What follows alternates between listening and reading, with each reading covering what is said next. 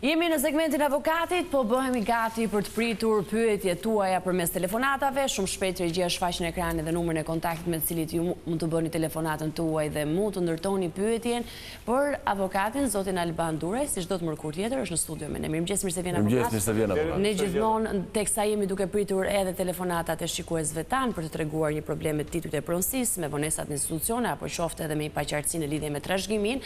Nisim me një përvojë të fundit tuaj në praktikën e avokatisë. Po, javën e shkuar, pra ditën e premte, është paraqitur pranë meje një qytetare e cila ka marrë një kërkesëpadi nga motra e saj. Pra, motra me këtë kërkesëpadi, këtu janë edhe provat cilat janë bashkëlidhur, ka kërkuar konstatimin e pavlefshmërisë absolute të aktit të kontratës së shitjes, pra si thuhet kontrata e vitit 2002, shëgjësimin e kontratës në ASHK, marrjen e mazës sigurimit padis duke bllokuar të pronë dhe detyrimin e palës paditur për paguar shpenzimet.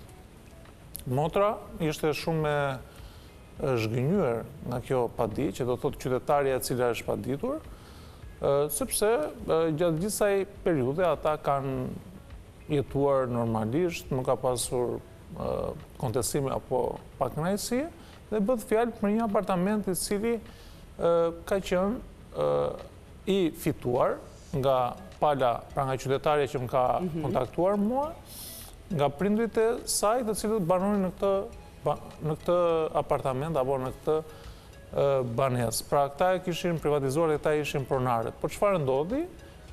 Në vitin 2002, prindrit ja shesin pjesën e tyre gocës me të cilin ato jetonin, dhe nuk ka pas asnjë kontestime në këtë periudhë.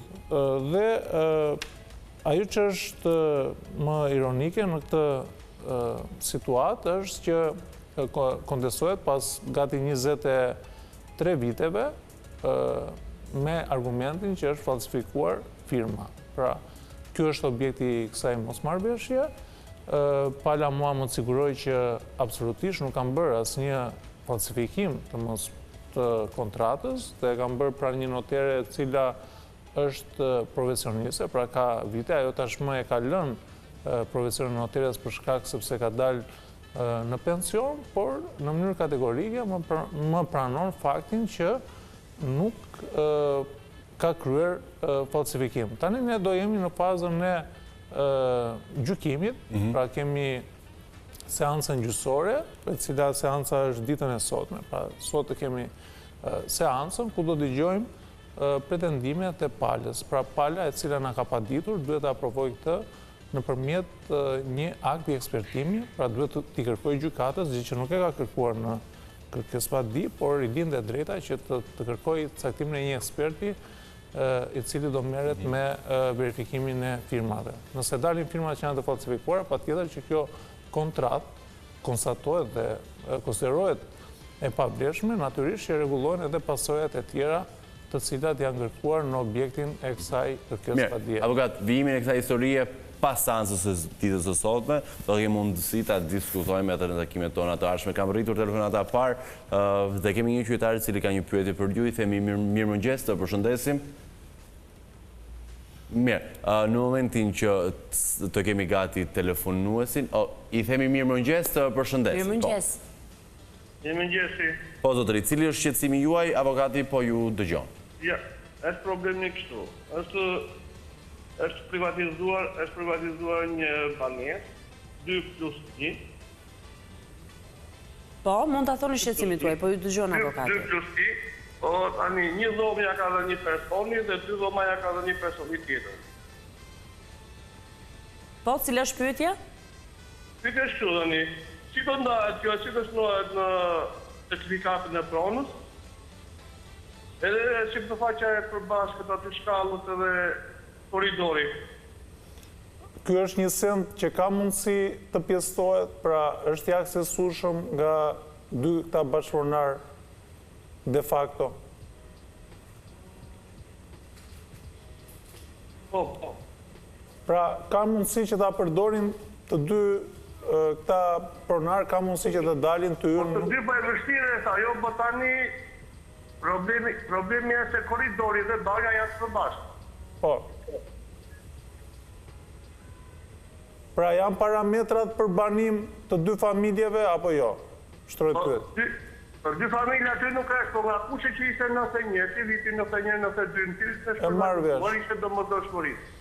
Atëre, përsa i përket pyetjes suaj, nëse nuk ka një marrëveshje mes dy bashkëpunëtarëve, përsa i përket përdorimit të këtij sendi, dhe nëse ata mendojnë që nuk është i aksesueshëm, sepse kushtet tashmë kanë ndryshuar. Pra ne nuk jemi më në vitet 1970, 1960, kur qytetarët në pamundësi jetonin edhe në kushtet të cilat pra kishin një tualet, kishin një koridor e tjera merat. Pra është rritur edhe niveli i jetesës dhe standardi i jetesës, dhe unë do të sugjeroja nëse nuk ka një marrëveshje mes palëve, pra që ta zgjidhin me marrëveshje, që do të thotë një nga bashkëpunëtarët mban apartamentin dhe i paguan pjesën e sipërfaqes, pra me marrëveshje në bazë të çmimit të tregut ose çmimit të referencës. Kjo është marrëveshje që vendosin dy palët dhe mund ta bëj apartamentin e vet kundrejt pagesës së kundërvleftës. Kjo është një rrugë. Pastaj rruga tjetër. Zotri? Si do plotësohet dokumenti, certifikata e pronës, si do plotësohet? Ju nuk e certifikata plotësohet shumë mirë, sepse bëhet një kontratë shitblerje për pjesën që palët bien dakord. Dhe kjo marrëveshje çohet tek, pra kontrata regjistrohet në zyrën e regjistrimit të pasurive të paluajtshme ose Agjencinë Shtetërore të Kadastrës. I ka dërguar tani atje. Ju tani, o zotri, të lutem, ju e keni zgjidhur me marrëveshje këtë konflikt, apo thjesht doni që ju të nxirrni certifikatën e pronësisë? Cila është pyetja juaj? Dhe pyetja është si do plotësohet dokumenti zyrtar? Pra ju se keni marrë certifikatën. Njëri ka marrë, njëri se ka marrë. Zotri, certifikatat dalin të mëvetme, që do të thotë për çdo bashkëpunar, i cili është bashkëpunar në një send, përpara vitit 2020 kjo ishte e pamundur, por ka ndryshuar ligji për regjistrimin e pasurive të paluajtshme. Dhe ka dy certifikata për një numër pasurie. Personi i cili nuk ka marrë duhet bëj aplikimin, nëse nuk e ka bërë këtë aplikim, pra duhet të plotësoj dokumentacionin dhe të kërkojë agjencisë që të marrë certifikatën për pjesën... Po sipërfaqet e përbashkëta si të përcaktohen? Sipërfaqja e përbashkët nuk përcaktohet, sepse aty është pjesë e apartamentit, dhe përderisa është pjesë e apartamentit, ju jeni bashkëpunar me pjesët akuse, si e keni fituar ju këtë pronësi. Korridori brendshëm edhe banjua.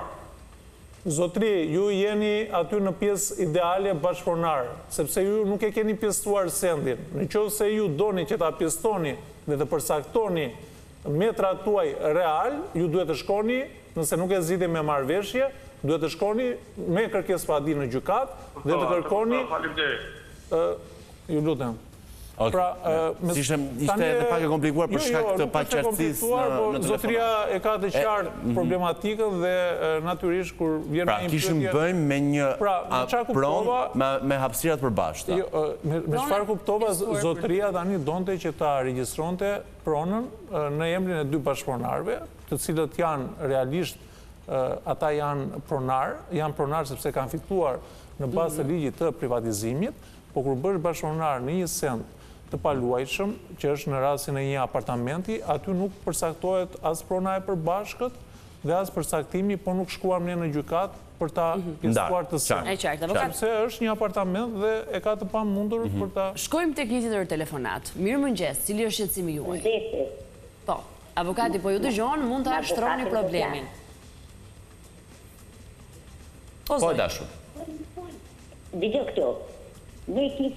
Ne kisim një pronë me ligjin 501. Po. Po, mund ta thoni pyetjen tuaj, ta shtroni problemin se avokati po ju dëgjon.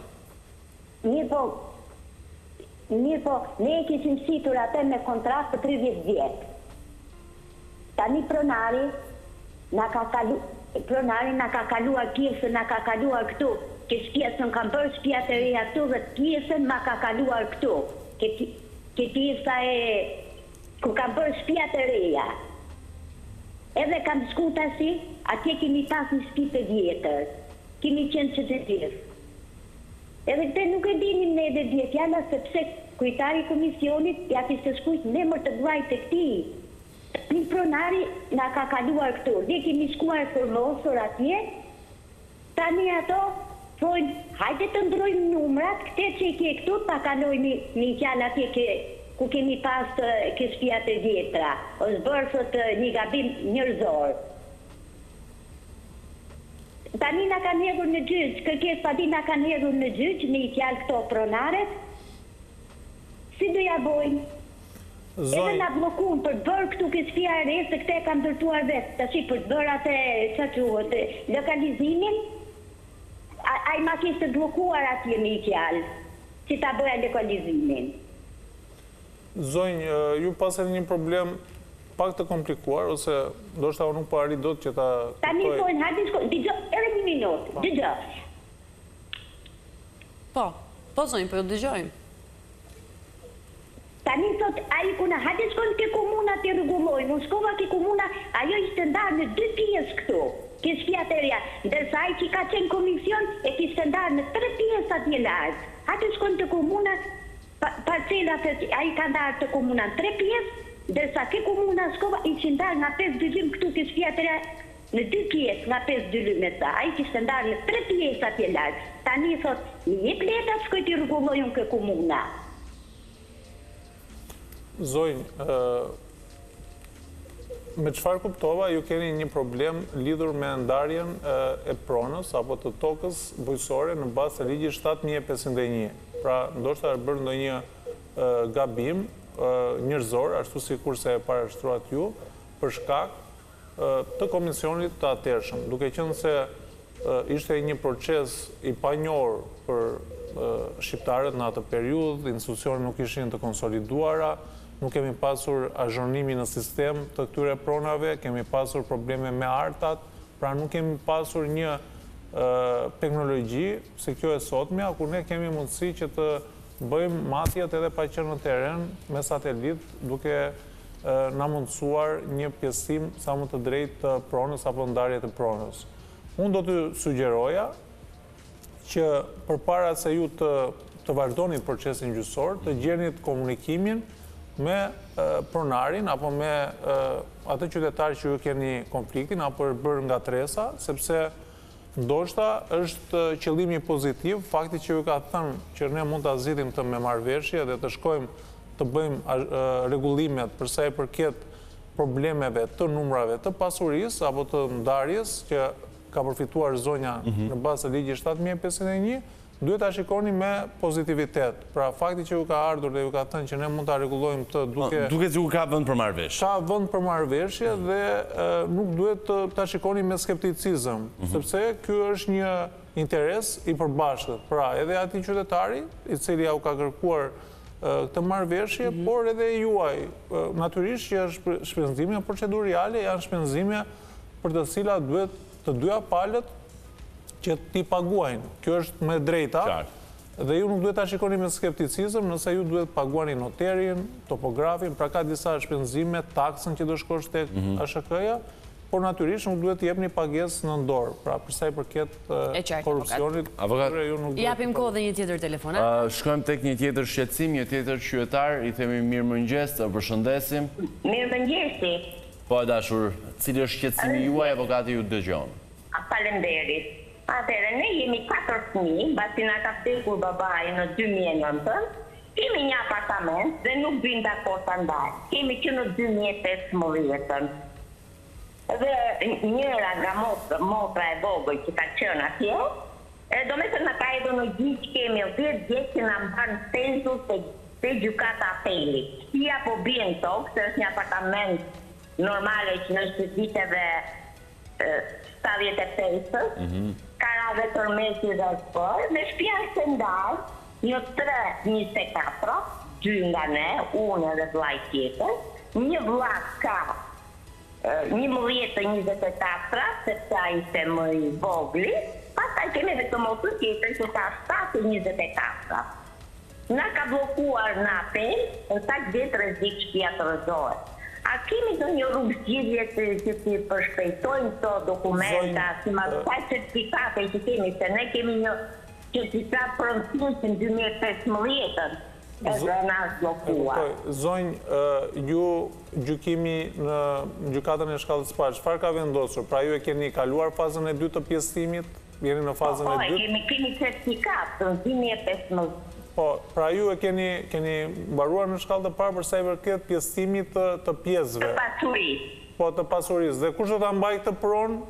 Do ta mbaj vllai vogël që ka më shumë pjesë. Po, gjykata është shprehur me këtë. Atëherë, në qoftë se ju doni që ta përshpejtoni, ju keni problem vetëm me një bashkëpunar apo me motrën tuaj, në qoftë se ju me një që nuk jeton në Shqipëri. Kur është vendosur, kur ka shkuar dosja në apel, në çfarë periudhë? Ka shkuar në 2018. 2018. Po.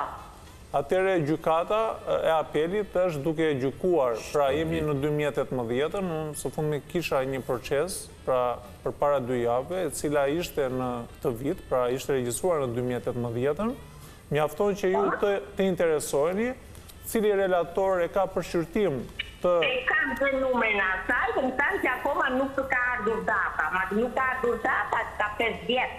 E kuptoj, po cili relator e ka këtë si çështje dhe ju duhet t'i drejtojni me një kërkesë për përshpejtim. Ja ka bërë dhe kërkesën dhe asë në mëj përgjigje.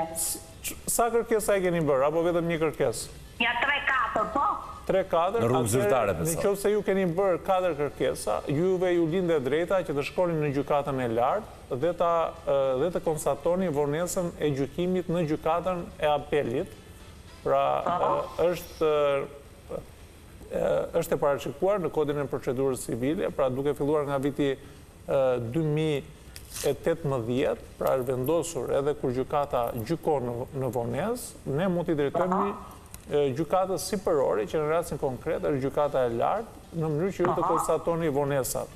Dhe gjykata e lartë në shumicën e praktikës, pra më ka ndodhur që duke u drejtuar gjykatës së lartë, i lë detyrë që të gjykojë brenda një afati 30 ditor, sepse ky është një proces që nga regjistruar që në vitin 2018 dhe zonja i plotëson këto kritere, por duhet i drejtohet kësaj gjykate. Këto janë mjete procedurale, të cilat ne duhet t'i ushtrojmë, pra natyrisht që gjyqtari është ai që e ka në dorë gjykimin e çështjeve, por kur shkon një kohë shumë e gjatë, zonja i ka të gjitha mundësitë që ky proces të përshpejtohet. Nëse ne do ta lëmë çështjen të flejë, që do të thotë aty nuk interesohet njeri, nuk i drejtohet kërkesë, edhe gjyqtari nuk e ka iden që kemi të bëjmë me çështje emergjente, siç është rasti i zonjës, dhe vijon me gjykimin e çështjeve të cilat i ka sipas radhës. Kështu që kjo është rruga që unë i sugjeroj zonjës. E qartë, avokat, do të kemi kohë dhe për një telefonat të fundit,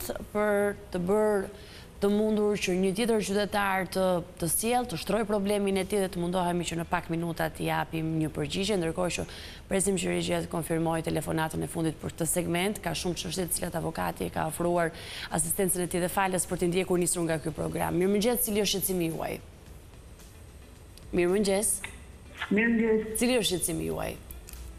Atëherë, unë kam një problem të tillë. Kemi marrë një tokë me ligjin 7801. Po. Ti ish pronar, pra jo punonjës të kooperativave. Ishte edhe një seksion i këtij ligji që ndante tokën në këtë cikël. Po ka ndodhet në Bregdet, në qarkun e Vlorës. Banori i qarkut është xhaxhai im. Ndërkohë i mat, që sot është i ndjerë, sepse ka ndruar jetë që në vitin 79, është personi që ka dorëzuar pronën në kohën e kooperativave bujqësore, e pronuar kjo me dokumentacion arkivor. Xhaxhai me merr tokën nga komisioni, madje dhe antarë të komisionit më pohojnë dhe më thonë e kemi dhënë për familjen, sepse ky është cikli, më mban me ujë të ngrohtë mbi 27-28 vite, sepse tokat ju e dini që me zor certifikohen në atë qark, dhe në vitin 2022, me makinacione, me një person brenda në hipotekën e Vlorës, e certifikon, totalisht në emrin e vet, bën një shitje të pronës Dhe sot jemi në ciklin që i kam pyetur si e bëre dhe pse e bëre, nuk reagon, dhe janë gati ta hap një proces gjyqësor. Dhe isha të di mendimin e avokatit për këtë çështje. Atëherë zonjë, ligji 7151 e ka përcaktuar që përfitojnë tokë të gjithë antarët e kooperativave bujësore apo ndërmarrjeve bujësore që kanë qenë në atë periudhë. Por, ka pasur, është e vërtet ajo që thatë ju, pra duke qenë se ka pasur antarë të këtyre kooperativave apo ndërmarrjeve bujësore, të cilat kanë pasur edhe pronë të cilën e kanë ndërzuar përpara vitit 45 apo 44. Në 56 ishte dokumenti. Kur e ka dorëzuar? Në 56 ka marrën dokumentin arkivor që babai im kishte dorëzuar pronë. Dhe babai ka tani në momentin që është bërë ndarja e tokës, duhet të kesh qenë antar i familjes bujësore, të kesh banuar në vendin ku është ndarë kjo tokë, që në rastin konkret besoj që xhaxha juaj ka qenë në zonën apo në vendin ku ka ndarë tokë, pra duhet të jenë plotësuar to kritere që përcakton ligji, pavarësisht se... Më falë një sekundë, avokat. Xhaxhai, më falë vetëm një sekundë. Xhaxhai ka qenë banor i qarkut, por jo punonjë si kooperativë. Do me thënë e ka marrë të pronë si ish pronar që ka dorëzuar. Zonjë, ka dy momente. Ose do ta marrësh pronën si ish pronar dhe këtë e jep Agjencia e Kthimit dhe Kompensimit të Pronave në atë kohë që i bie drejtoria e qarkut Vlorë në periudhën që ne flasim, ose mundësia tjetër është që ta përfitosh si antar i familjes i ndërmarrjeve bujësore. Këto dy momente janë se si përfitohet pronësia në bazë të ligjit përkatës për ndarjen nga Republika e Shqipërisë. Këto janë dy momente. Nëse xhaxhai nuk i ka plotësuar një nga këto kriterje, atëherë gjitha veprimet juridike që ai ka bërë janë në mashtrim me ligjin dhe konsiderohen absolutisht të pavlefshme. Dhe ju duhet i drejtoheni Agjencisë së Kthimit dhe Kompensimit të trajtimit pronave aktuale, ku të kërkoheni njohjen si pronare apo si trashëgimtare e pronarit, sepse pronar ka qenë babai juaj dhe kush janë trashëgimtare, po ju dhe jeni trashëgimtare legjitime, dhe kthimi fizik. Kjo është ajo që ju mund të kërkoni. Nëse xhaxhai nuk ka qenë sikur një kriter mos ketë plotësuar, ai të gjitha veprimet bien poshtë dhe janë të pavlefshme. Edhe nëse ka bërë shqitjen, pra e ka tjetërsuar pronën, të gjitha këto veprime janë të pavlefshme dhe konsiderohen absolutisht të pavlefshme. Kështu që unë do ju sugjeroja, nëse ju nuk gjeni marrëveshje dhe mirë kuptim, nëse kjo është një pronë që edhe për ju ka interes, mund të jetë e konsiderueshme dhe mund ndikojë në ekonominë apo në gjendjen tuaj financiare, ju mund t'i drejtoheni gjykatës me një proces gjyqësor kur të hidhin poshtë gjitha ato veprime që janë bërë. Natyrisht e njëkohësisht ju duhet i drejtoni edhe Agjencisë së Trajtimit të Pronave, ku ta përfitoni, po aty përfiton edhe xhaxhai si trashëgimtar, sepse kjo është një pronë që vjen nga trashëgimia dhe nga familja. Është nga familja. E falenderoj telefonuesen, e falenderoj me avokatin për gjithë ndihmën që dha dhe sot për gjithë shikuesit tanë, të cilët paraqitën në pak minuta problematikën për cilën morën informacion sot pas edhe feedback. Faleminderit gjithmonë mërkurën që vjen. Me publikun shkëputemi për një hapësirë informative, të rikthehemi në studio do flasim për gjëra të bukura. Libra.